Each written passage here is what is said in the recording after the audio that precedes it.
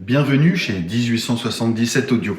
Aujourd'hui, nous allons interviewer Peter FOSTER de la société HALCRO pour discuter avec lui de la nouvelle gamme d'amplificateurs, la gamme Eclipse, dont il va nous parler, et qui sont en démonstration chez 1877, ici les Eclipse mono. A tout de suite pour l'interview. J'en profite pour vous souhaiter une excellente année 2024 et je vous précise que Peter est en Australie et moi à côté de Lyon. À tout de suite. Greetings, Peter. Hi, JF. It's good to see you again, and Happy New Year to you and everyone in France. What was the goal of the team at the beginning of the adventure? Trying to make a better version of one of the best amplifiers ever produced, getting further and deeper to Bruce Candy's ideas? Well, ultimately, for me personally, it was a challenge. I wanted to see whether we could take a really great product and make it even better. But really, the team wanted to take Bruce Candy's ideas and really evolve them to the next level. What was your personal goal as the new model was being more impressive on numbers than previous ones? The DM88, for instance. Are the Eclipse more musical? Well, really, when we set out to from the start, what we wanted to achieve was a much more musical product.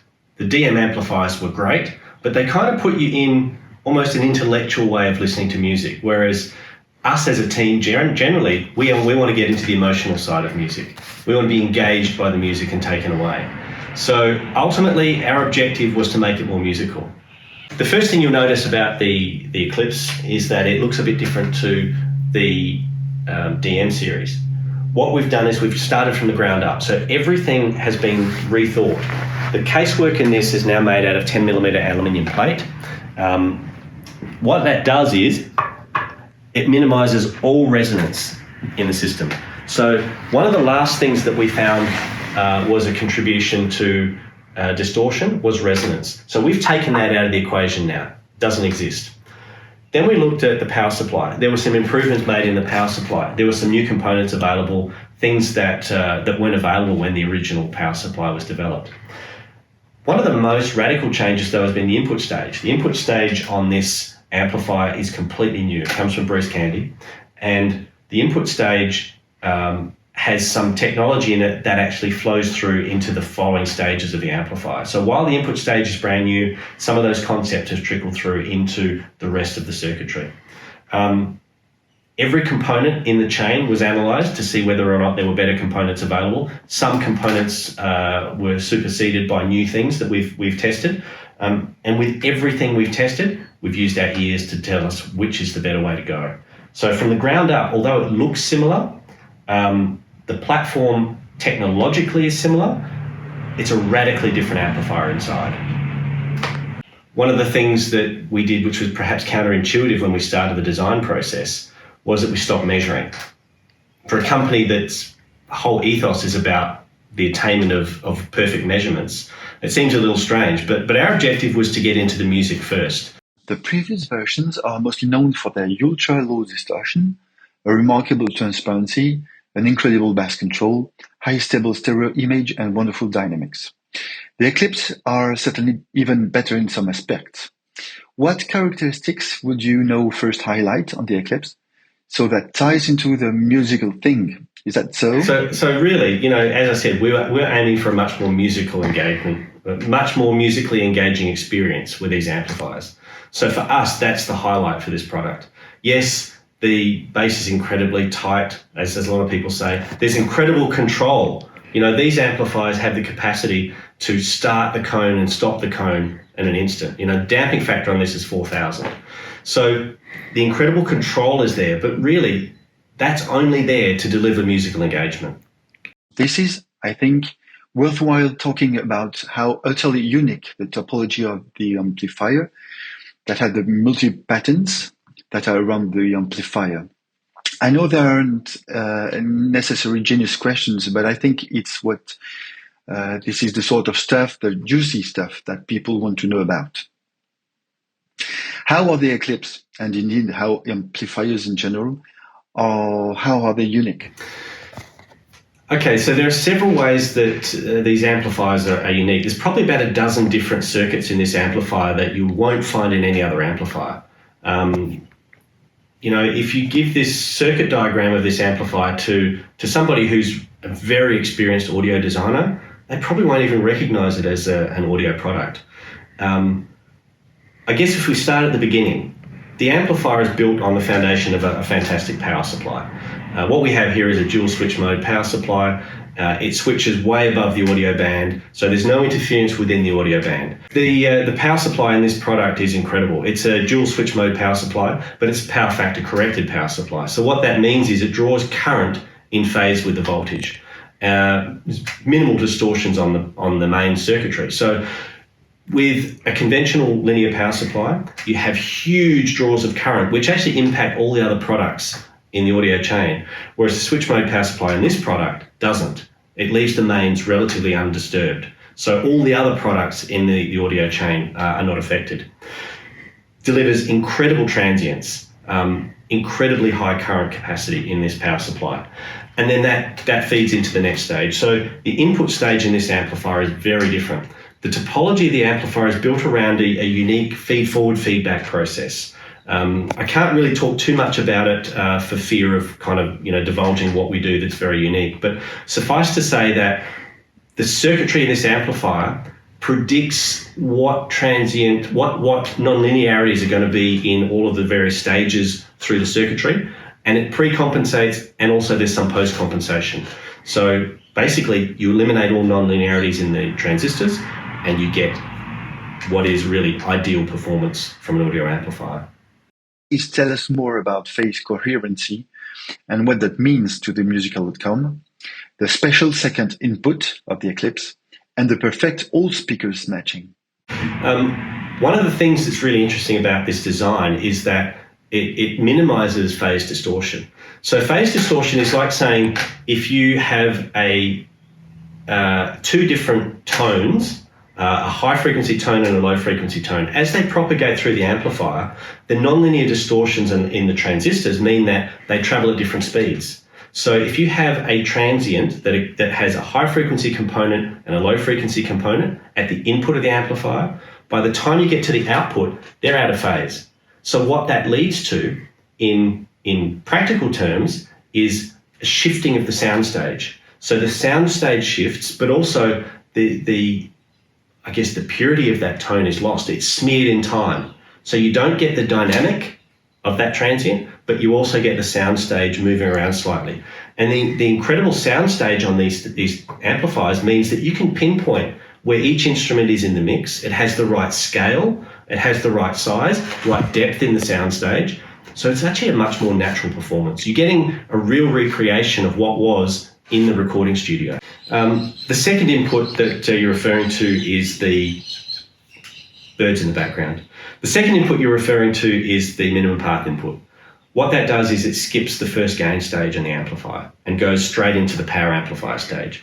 Now, for anything but the most insensitive loudspeakers, you'll find that skipping that actually gives you the most musical performance. High sensitivity loudspeakers, that input will shine. So as a rule of thumb, I always go with that one first. Yeah, that's a really good point. The amplifier has an incredibly high damping factor. It's around 4,000. And what that means is that it has incredible control over the loudspeaker. It commands the cone to start moving, but more importantly, commands it to stop moving when it wants. Now, what we found is that the design is actually remarkably independent. The performance of the amplifier is remarkably independent of the loudspeaker chosen. You might find that some high sensitivity loudspeakers work really well with tube amps, whereas some insensitive loudspeakers require really high powered transistor amps to work. Paul Miller did some measurements on the amplifier in his review. One of the things he found was that the design was completely invariant to the load. So what that means is it'll work very well with any loudspeaker. Please tell us more about ghost notes in relation to this.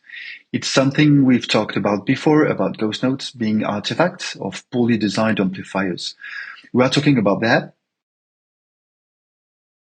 Yeah, well, ghost notes are really interesting. And again, that's an artifact that comes about from nonlinearities in the transistors. So when you have a transistor that has a non-ideal performance, and in fact, all transistors are non-ideal, the way we build this amplifier accounts for that. So we bring the overall result of the amplifier back to what is very close to an ideal transfer function between input and output.